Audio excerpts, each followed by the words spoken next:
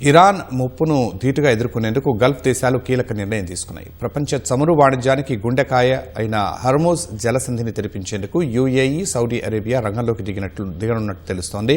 Hormuz కోసం America, ఇజ్రాయెల్తో చేతులు కలిపి ఇరాన్పై దాడులు చేసేందుకు ఆయా దేశాలు సన్నద్దమవుతున్నట్లు అంతర్జాతీయ మీడియా కథనాలు తెలిపాయి.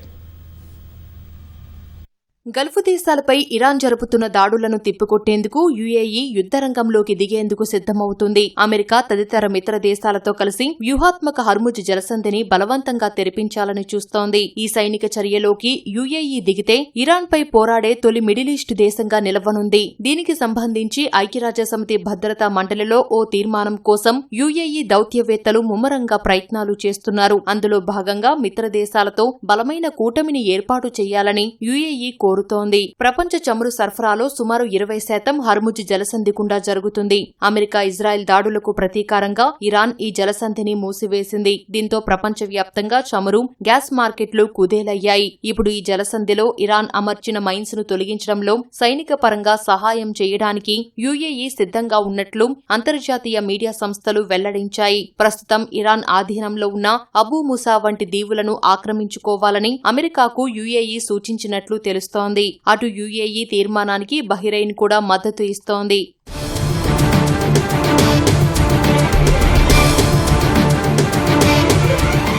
మరోవైపు దేశీయంగా కూడా యుఏఈ సంచలన నిర్ణయాలు తీసుకుంది. ఇరాన్ జాతీయులు తమ దేశంలోకి ప్రవేశించకుండా కనీసం ట్రాన్సిట్ కాకుండా నిషేధం విధించింది. ఎమిరేట్స్, ఇతిహాద్, ఫ్లై దుబాయ్ వంటి విమానయాన సంస్థలు తమ వెబ్సైట్లలో ఈ మేరకు ప్రకటనలు జారీ చేశాయి. 10 ఏళ్ల నివాస అనుమతి ఉండే గోల్డెన్ వీసా ఉన్నవారికి మాత్రమే మినహాయింపునిచ్చారు. అలాగే దుబాయ్లో దశాబ్దాలుగా ఉన్న ప్రసిద్ధ ఇరానియన్ ఆసుపత్రి, ఇరానియన్ క్లబ్లను కూడా అధికారులు మూసివేశారు.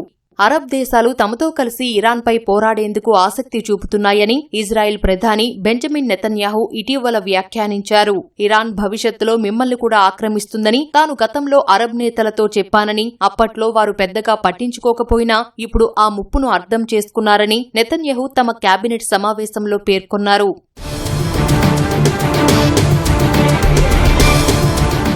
మరోవైపు గల్ఫ్ దేశాల్లో అత్యంత బలమైన ఆర్థిక వ్యవస్థ కలిగి ఉన్న సౌదీ అరేబియా కూడా యుద్దరంగంలోకి దిగే యోచనలో ఉంది. తమ దేశంపై ఇరాన్ సైనిక దాడులు ఆపకపోతే యుద్దంలోకి దిగుతామని సౌదీ ఇప్పటికే తీవ్రస్థాయిలో హెచ్చరించింది.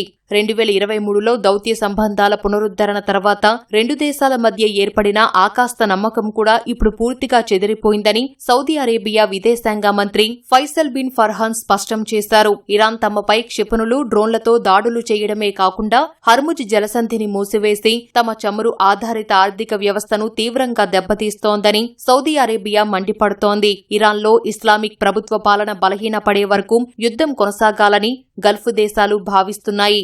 మొత్తంగా ఇరాన్ను ఒంటరి చేసి మధ్యప్రాచ్యంలో తమ ఆధిపత్యాన్ని, భద్రతను కాపాడుకోవాలని చూస్తున్న గల్ఫ్ దేశాల నిర్ణయంతో రాబోయే రోజుల్లో పశ్చిమాసియాలో యుద్ధం మరింత భీకరంగా మారే సూచనలు కనిపిస్తున్నాయి.